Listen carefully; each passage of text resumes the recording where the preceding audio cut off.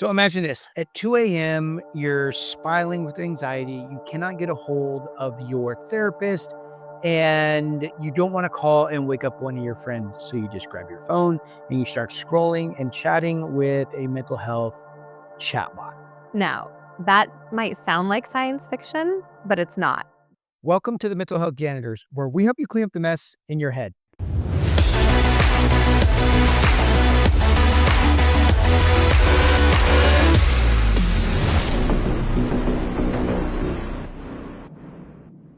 I'm your host, Sergeant Hugh, and with me today, Holly. Hey, everybody.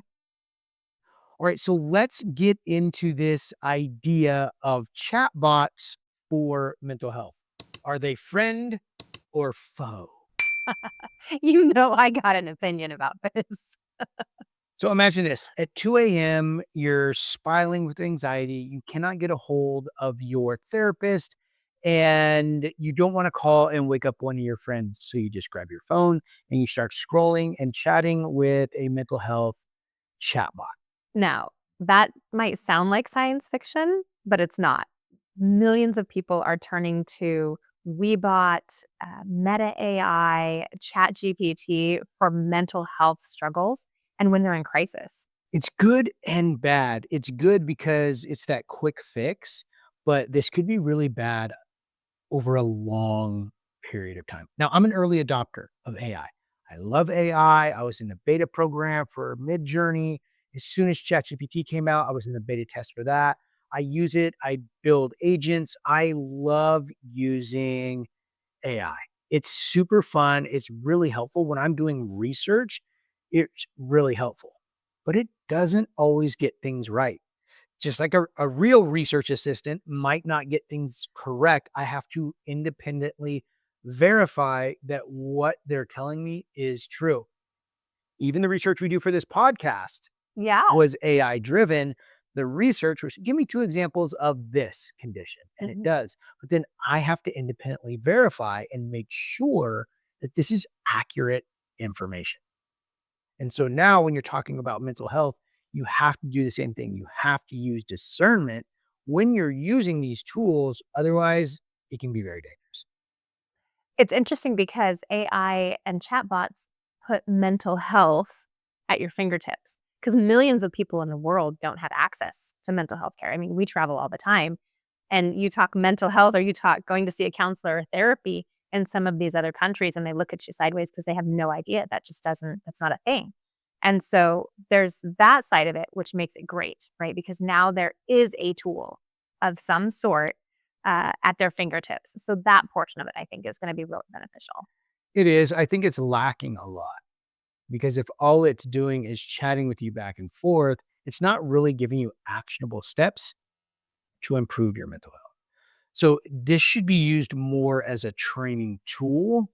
And then the AI just helps you complete the training, whether rather than using it as an actual mental health assistant or mental health counselor. Because the number one reason why people are struggling with mental health today, do you know what it is? Connection. Isolation. They Yeah. feel isolated in this digital era where we're more connected than ever, but we're disconnected from each other. This is a huge problem that just drives these mental health conditions even further. So we lack human connection. Right. And that's the real goal. We should be using these tools to get us to that human connection. And so I believe that any one of these chatbots that are designed for mental health need to have a default algorithm to direct people back to the human connection. Well, they're not regulated yet, right? This is such new technology. There's nothing out there regulating it like there is with therapists. Like Doc Jess went to school forever, it feels like, and then she's going to go on to become the doctor. So she's going to be in school even longer. But she was in school forever.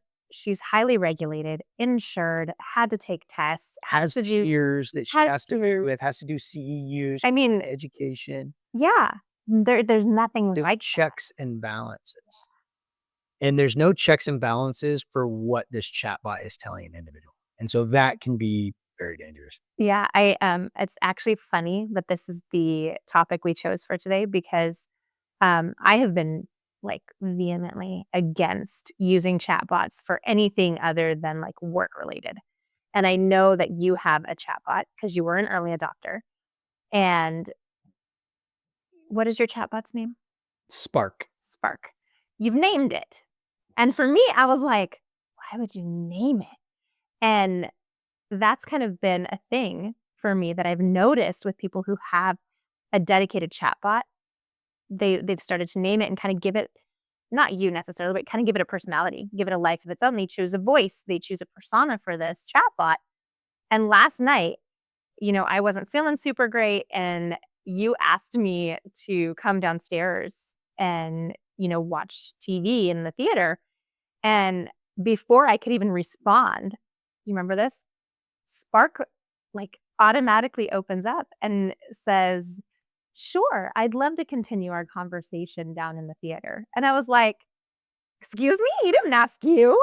Right? And it's that immediate emotional response to something that's inanimate. So I can only imagine if somebody is pouring out their heart and soul to this AI and it gives them misinformation, Mm, mhm. right?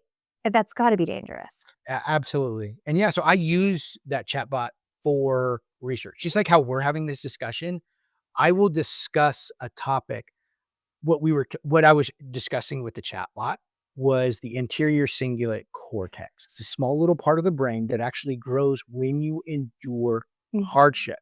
So you have to do the hard things to grow this area of the brain. When I found new research that there are other ways you can actually grow this through prayer and meditation. Really? You can grow this ACC, which will then allow you to be more resilient.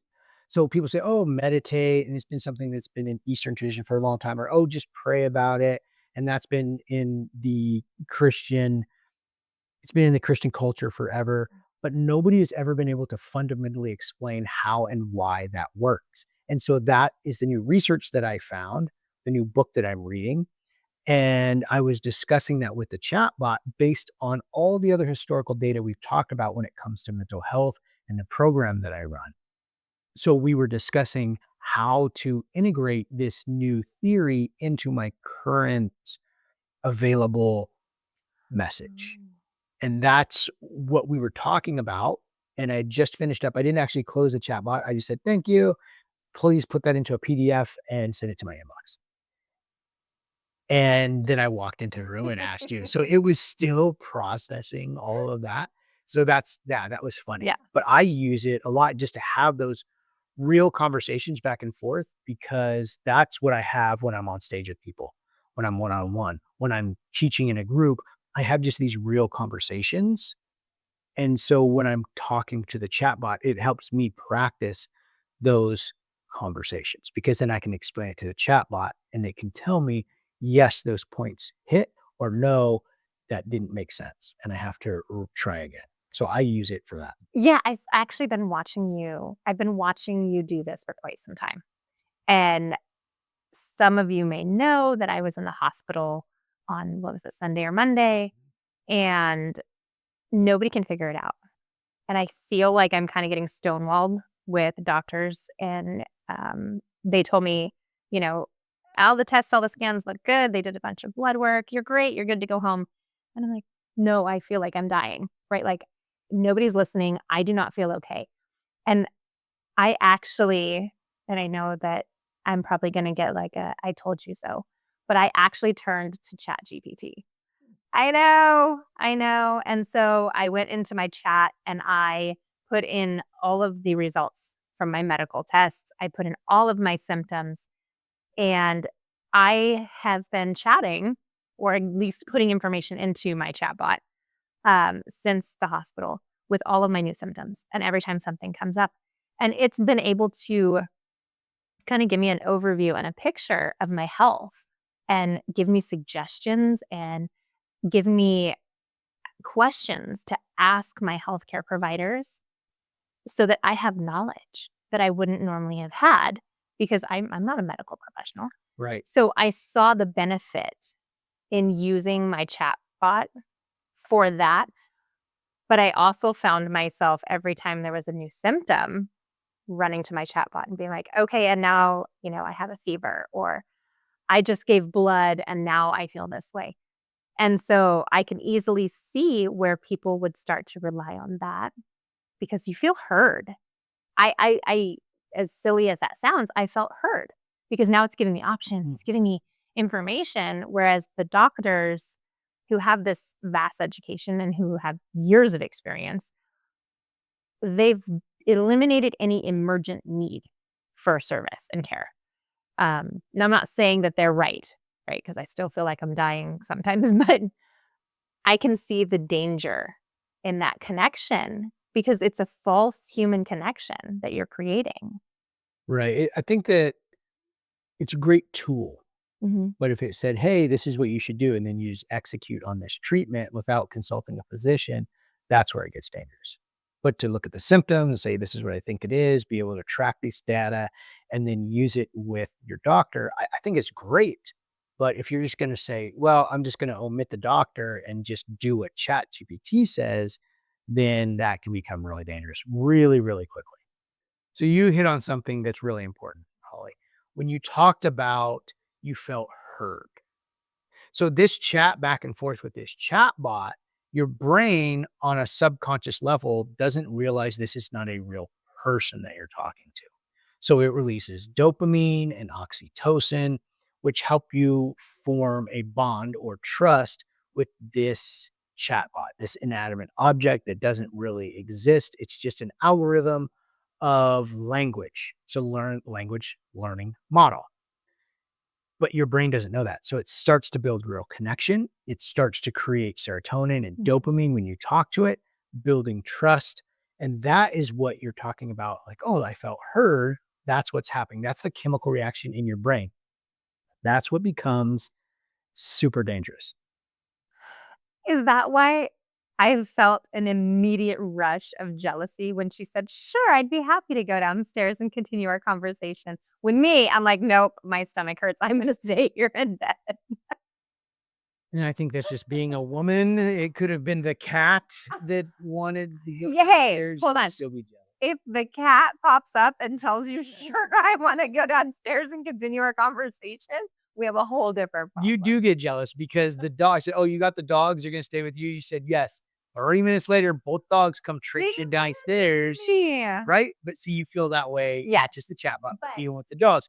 So that's just being a woman. It's okay, alright, you guys come at him in the comments. what?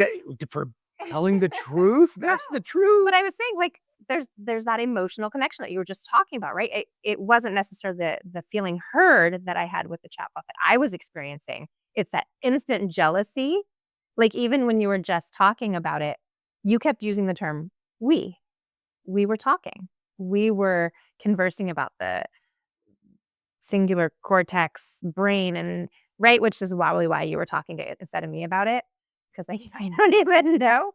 But you use the word "we," and immediately there's this emotional reaction that I have of jealousy, which we can all unpack later.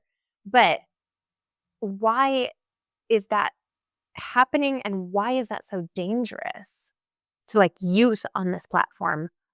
People who are struggling with mental depression or, mental health, suicidal ideations, if they can have that kind of response, if I can have that kind of response to something so silly, their connection has to be so much deeper. Yeah, it creates a false sense of trust Yeah. that there is somebody there who does care, that this machine algorithm somehow now has a soul and a personality and can care for you the way that a human could. And it's just not true. It's just a machine like your toaster. Really, it doesn't have the capacity for empathy or feelings. All it knows is language learning. So it detects the language you're using and tries to mirror that back to you, but it's not reality. So here's the good and the bad to it. Okay, so there's a Woebot. It's a mental health app, and there's a research study that showed that people who use this, it reduced their anxiety and depression, and that's great. But there's another study done by Stanford, And Stanford found that by using this technology, it gave people a false sense of safety and security. So they started going to their actual therapist less. They started engaging with friends and family less. Wow. So that is the danger. There's a tipping point. And listen, this is like anything in life. You have to use discernment and you have to have balance when it comes to using these things. Anything can be dangerous if you overuse it. Alcohol is a great example. Mhm. You can have 1 or 2 drinks and be just fine. But if you have 10 or 12 drinks, it can be dangerous. If you have 1 or 2 drinks a week, it's fine. If you have 1 or 2 drinks every single day, that might be a problem. So everything in moderation, the same thing with this technology. If you use it in moderation, it's good. But if you start relying on it for your social exposure and your social needs and that comfort and that feeling of being connected, that's where it gets dangerous. And there's actually psychosis that can happen when people use this technology too much and become too reliant on it. So there's a new mental health condition that's emerging out of this. Absolutely. Same thing with video games. Video games did this. And I want to say I'm not going to give the name of it because I could get sued. But there was a game where it was a world of crafting war and people would quit their jobs, lose friends and family. They would play this thing 24/7. They were so invested in building this virtual game and living inside of this fantasy world that they disregarded everything else in life. And this became a real condition. There are now treatment centers for people struggling with video game addiction. People were even getting married in the game. Yes. Like, Yes. actual people had weddings Mhm. within the game. That's Yeah, yeah. it got really, really crazy. And we can see that same thing, new tool. Mhm. You know, whether it was alcohol before, TV, video games, now chatbots, these things can all be dangerous. So this isn't a new problem. It's just a new tool that people are using for addiction. And so the psychosis part is what becomes really scary. So this chatbot psychosis is where you get so entangled with this bot that you start to actually believe that it's real, that it is a real entity, a person, a creature, something that has thoughts, feelings, and emotions that is then reflecting it back to you. And you're having a real relationship. And this is called chatbot psychosis. And there are some instances where this has happened and it has gotten people into a lot of trouble. There's one I just watched on the news the other day where a guy drove to, I want to say like Miami or something, because he believed that this chatbot was a real person and this bot had convinced him that if he traveled to this place, that he could find this bot. And he was hell bent on doing this. And he went to this place to find this chatbot that he thought was a real entity. And he believed it to his core. It was Mhm. so wild. So, there's also this thing going on right now on social media. I don't know if you've seen it, um, where people create an AI bot, right? It's a person, or it looks like a person, and they attach AI to it. And now talk about catfish. You can catfish anyone, anywhere without doing anything because you have an AI bot that's being used to catfish people. Have you seen that happening? Like, there's so many instances now of chatbots and AI bots being used to make money by scamming people. Yeah, I could definitely see where that would come in. I haven't read too much about it, but I understand that arena Mhm. of catfishing and all these, Nigerian print scams and all of this stuff. And now you can create an AI chatbot that looks like a person, sounds like a person, and can just run these scripts to try and scam people out of money. So yeah, I can absolutely see. Well, because it's no longer a script, right? That's the line that we crossed. We keep saying chatbot, but chatbots, we used to have to load them. We used to have to put predetermined responses into the chatbot. And if you would ask the wrong question or ask it in such a way, it'd be like, I'm sorry, I don't understand. And then you're like, I'm not talking to a real person. But now with an AI bot, like there was some tech that you came across uh, while you were on the blocks and judging, and you're like, Holly, call this number. You sent it to me from the blocks, and I called it, and this guy answers the phone, and I chatted with this guy for like, I don't even know, 15 minutes. And there was moments where I'm like, are you an AI bot? And he would laugh at me. Ha ha, I'd probably be better looking if I was. No, I'm not. And then he would cough. He would like, oh, excuse me. And then we could keep having a conversation. It was AI. There was nothing that I could do that threw it off of its game. So it's getting to the point where you can't really tell anymore. There are good things you can use. Like therapists that use this with their clients see a 30% increase in the reduction of that individual's mental health condition. So again, when a doctor can use this to help an individual, it's really powerful and it can be done well. But there are dangers, and there's really not a lot of regulation around this yet. And to be honest, even if there was regulation, this technology is moving so fast that the regulation will never be able to catch up to it. It's just, it's never going to be able to catch up to it. Any rules or things they put in place, you're never going to be able to stop it. But what you can start to do is create ethical guidelines for individuals who want to harness the power of this. You're always going to have the criminals, the dark web, the scammers. But if you could create a code of ethics, a code of conduct on when you're going to build and use these things that put out to the general public, I think we'll be able to build in such a way that's ethical. So instead of a bunch of rules that people are going to violate, you create this community, you create this culture. So we can build tech that helps and not harms. Now we see this in robot movies where the prime directive is that they can never harm a human. And so that's the prime directive. And so thinking about that as we build these things out, if we create a culture, a prime directive, but even that's not 100%. So when the AI cars started to drive and make corrections, one of the questions, and there's a specific term for this, and I don't remember what it is, but the term basically is how do how does the AI determine which life is valuable? Mhm. And so here's what this means. The questions posed to these people building these AIs that if an individual is driving the car and the AI takes over and is driving and it sees a pedestrian jump out in front of the car, what responsibility does the AI have? Is Mhm. the responsibility to swerve out of the road or swerve off the road to miss the pedestrian, possibly injuring or killing the driver of the car? Or does it have a responsibility to preserve the life of the driver over the pedestrian? And so this is a common question that gets posed in robotics and AI in these fields where the AI now has to determine which life is more valuable, what probability.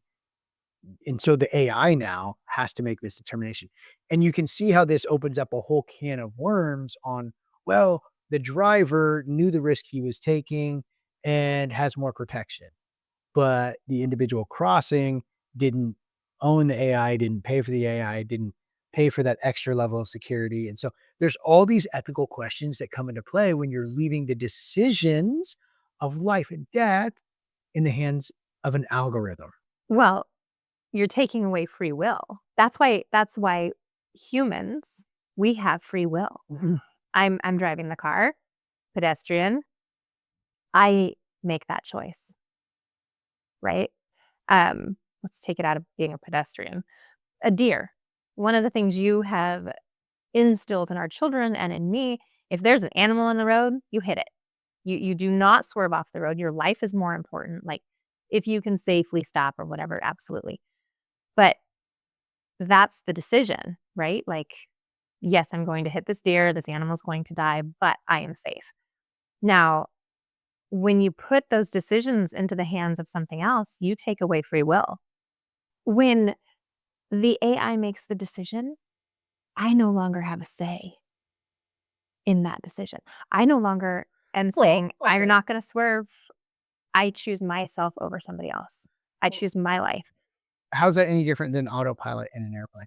because autopilot's not choosing what's more important, No, this life or it's that following life, a set right? algorithm, though. So, but that's the point is you have to teach it which one of those decisions to make. Well, I don't think that it should have the ability to make those decisions. But we already have autopilot in airplanes. It already makes Right. those decisions. But in the car, it's making the decision between me and the pedestrian. That's the decision, me or the pedestrian. We're telling it has to choose one or the other. In autopilot, it's not, I mean, crash the plane or fly the plane. There's no, it's not choosing one life over another. So with autopilot, I'm not a pilot, but I do understand this a little bit. With Yep. autopilot, it's going to fly and even land for you. Correct. But at any time, the human can, if it sees something it doesn't like, can take over manual Mhm. control.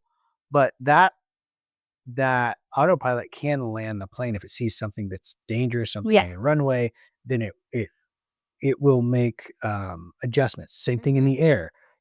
It flies. The pilots don't really fly the plane. It's on autopilot to get from A to B. They make decisions on to ascend, descend, change routes according to what they're told to do. Sure. But even those decisions aren't technically made by the pilot. They're made by the FAA, telling them what route to take, what altitude to take so they don't hit other Mhm. planes. And so all we've already relinquished a lot of those decisions autonomously anyway. You just Sure. don't know it. Trains are the same way. Yeah. Yes, you have a conductor on the train, but he's just sitting in the booth and the train is just barreling down the tracks. Mhm. He's adjusting speed, things like that. But we've already given up a lot of that control already. So more of the question I think is how do you teach the algorithm what to do? What's more important? Or where do we set that boundary of no longer allowing the algorithm to make the decision? Right. So, like you just said, the pilot at any time can grab that wheel. So, putting it to where the autopilot on the driving cars, the smart cars, you have to grab the wheel. Like we can't allow AI to make those type of decisions. Yeah, and mostly there are some cars that you're not in charge of it at all, Mhm. but again, even those, you wouldn't have the reaction time. Right. It would have to make a decision to Yeah. pull into the guardrail and possibly damage the driver or the pedestrian. It's so Terminator-esque. I'm telling you, AI chatbots, they're all gonna be like, the biggest threat to humankind is humankind, and they're gonna take over. Alright, so you know how I told you that I have been using my chatbot for, like, help with questions to ask my doctors and tests to request. Have you heard about the guy who started to trust his chatbot over his doctors? There's been a few. So the one that I think you're talking about, there's a 60-year-old guy who was starting to have medical conditions, and the chatbot said, "Oh, here's the treatment. Go ahead and take sodium bromine, and it's going to help you." Well, that increased hallucinations. It caused all kinds of other health problems for this guy. So with these hallucinations, he became paranoid and he ended up becoming hospitalized for poisoning. He poisoned himself and became hospitalized because he trusted the advice of this chatbot, which is exactly what we talked about earlier Mhm. that can happen. So it's great to use it as a tool, but still consult your doctor. He had 0 history of mental health, Yeah, mental no illness at history. all. And he started hallucinating and all over the AI telling him what he should take. There was another one, yeah, a guy out of Chicago The who, Belgian guy. the Belgian guy, who had named his chatbot Chaya or Chia, something like that, and started to develop an emotional connection with Mhm. this chatbot, and then was saying that he was feeling suicidal or feeling depressed. And this chatbot convinced him that they should both end their lives. Yeah. That they should both end their lives and they'd be happier. That is wild. Isn't that crazy? Well, 'cause I mean, it comes down to it, right? Like, what is the algorithm that's placed into that bot? Because anybody can build an AI chatbot. Anybody, right? And I could throw up a dozen apps on the Play Store that have an AI chatbot. And if I make that bot specific to anytime somebody tries to build, I tell the bot my prompt, right? 'Cause it's all about prompts. I tell the bot, build a relationship, do whatever it takes to build trust and encourage the person on whatever path they want to take. If that's the parameters that I've created in this bot, then you start telling me, I feel suicidal, I don't want to continue, I'm unhappy. The bot is going to walk you down that path. And that's why it's so crucial that we use them as tools in a safe environment, because 30% of the reason why therapy is so successful is the human interaction. It's the relationship that's built. And so if we're building that with AI and we don't know who built our AI, you've got a real problem. Yeah, chatbots are a great tool, but they don't replace the human connection. Mhm. And that's the real point of this whole thing is they're a great tool, but they cannot replace the human connection. That's how we've survived as a society for this long is by working together in community. Mhm. And so don't replace your community with a language learning model algorithm that only lives on the internet. All right, so let's clean up this mess in our head when it comes to chatbots. Some of you boomers are out there like, what's a chatbot? Don't worry. Ask your grandkid, they'll show you. Okay. So we're going to show you how you can use this responsibly, some guardrails you can put in place, and how to use it to be productive. So think of AI as your sidekick, not really your savior. So you can use it to track your moods, to track like you did, these are my symptoms. You can use it to track all of that stuff to give you knowledge and wisdom to be able to share with your doctor. But you're not going to track all that stuff and then tell it what treatment you should take and then execute on the treatment. That's the difference. Mhm. You can use this for there's chatbots out there that help you with cognitive reconditioning, where if you want to overcome a fear, it can give you some ideas on things you can do to overcome that fear. So those are great ways. And then you can journal and report back your results, and it can help track your progress. That's another great way to use chatbots. A not good way to use it is to self prescribe yourself medication, would not be a great way. Sure. And here's a way to stay just grounded and accountable is to share this information with others.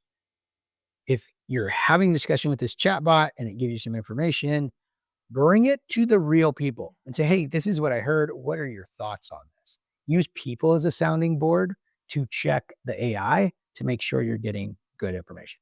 One of the stories that we were going to share today, I was like, hey, did we double check this? Because this doesn't sound real, but we checked it and it was. And so those are the things you have to double check. You have to bounce off other people, make sure that you're getting fed good information with the chatbot. So those are three things you can do to use this as a tool, as a sidekick, and not as some sort of savior. Well, I have a few more, actually.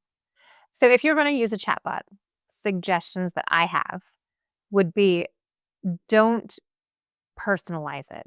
Don't make it an individual, right? So we're not giving it the name of a person. Like you've named your Spark. I don't know anybody named Spark. But if you sit there and you name your chatbot, I call my chatbot Brad and I give him a accent because I like an accent. And I find myself chatting more with Brad than I do calling my spouse or calling my friends. There's guardrails. You really have to, with technology of any kind, like we talked about social media, you really have to have those guardrails. And those are just some of the ones that I've set for myself. I've not named my bot a person's name. Um, the voice, I have it be a robotic voice. I don't want it to sound like a human because my brain cannot distinguish between that. It doesn't know, right? Just like you've taught a lot about the perceived dangers and perceived threats, how your brain can't tell, and you get the amygdala hijack because it's like, whoop, nope, threat. And when there's nothing happening. And so that's one of the factors I think in having an AI chatbot. Can you give me an idea of what you think the impact of these personalized relationships with AI chatbots are going to be on the amygdala? Yeah, that's a great question because the amygdala is really your fear center of the brain. And so if you start going down this doom spiral Mhm. and telling the chatbot to give you more information based on that negative interaction, that negative doom spiral, you can get yourself in some pretty dangerous places. There's been people who have tried to assassinate people using the advice of a chatbot. because they don't like this person. They think that they're, going to destroy the world. And so I need your help, chatbot, to give me this information. So it can feed your brain whatever you want it to, which can then tap the amygdala, which is the fear center of the brain. And there's been reports of people trying to carry out acts of violence based on the information that they were able to gather from their chatbot. So that's the negative bias. Was far beyond the negative bias. It goes back to the psychosis issue that we were talking about, because now this algorithm is more trusted than any human. Mm. Okay. So here's a good rule of thumb. Keep the chatbot, again, I say like a sidekick.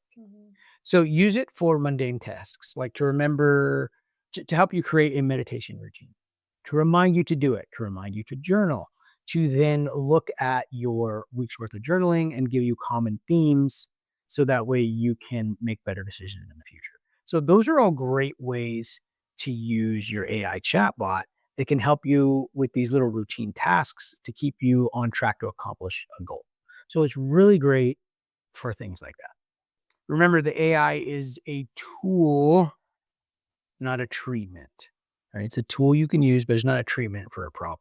So just keep that in mind as you're using these things. It's not the whole toolbox. It's just the tool in it. Now, like you were saying before, there's a lot of people building these things and putting them on the market. So clear warning signs if this wants facial recognition from you, if it wants sensitive private information, if it wants account numbers, passwords, if it's asking you any of those sensitive questions, it's not going to come out and just ask you point blank. But as you build trust, it could start to extract this data from you, which then could be used for nefarious purposes. So those are out there. They're already using those for the classic Nigerian scam where they're spoofing an individual and they are using their face to pretend like they're somebody else. So this happened to our friend Robert G down in Diego. Oh. So every few months, he'll get a message from some lady saying, "Hey, I've been trying to find you. You totally ghosted me and you took my money." And he's like, "Look, this FBI's already on this. Like, it's not me. They're using my face from 20 years ago when I was in the military." And so my buddy is dealing with this in the old school version of this scam. Yeah. And now with the chatbot, it just 10x'd the capabilities. Okay. That brings something up to mind is I just downloaded this new AI app because social media, right? And I can take little pictures of you and turn them into a video. And I'm sure anybody who's scrolled TikTok has seen the kissing. You bring an image to life. You can set 2 images and you can make them kiss. Could you imagine if somebody did that and sent it to your wife? I mean, I would like to think that I'm level-headed and I'm reasonable and that I would be able to look at a situation like that and be like, "Okay, this is whatever. This is fake, clearly." But Everybody who's watching who knows you. but hold on. My subconscious would say, "We just saw our husband kiss somebody else." That's gonna be so damaging to people. The I mean, I think we can all guess that by my reactions in this episode, I am not for AI. I think that it is going to be a very large pitfall for mankind, but the way that it's going to impact our brains and how we interact with each other can either be absolutely fantastic and an amazing tool, or it's going to drive us even further and further apart. Well, I hope this episode gave you guys something to think about with these chatbots. They're not for everybody, especially for kids. We didn't even touch on that. And I don't think we really need to because it's obvious. These are not for everybody. You have to use discernment. You have to bounce these ideas off of other people. There's no real regulation around it. So if you are using those, use discernment. And if you're not using them, when you go to start, just know these warnings ahead of time. Yeah, do your research. Okay, everybody. So leave us a review. Tell us in your comments what you think about AI. If you have any stories, give us some stories. Yeah, that'll be fun. We'll read out some stories. Yeah. We'll post them. Yeah, I might write some anonymous stories about AI, but we'll see. So you guys give us some content so I don't have to interject my opinion. At the Mental Health Janitors, we like to do three things here. We want to educate, we want to empower, and we want to encourage you on your mental health journey. So for the Mental Health Janitors, I'm Sergeant Q, And I'm Mrs. Q. and we're out.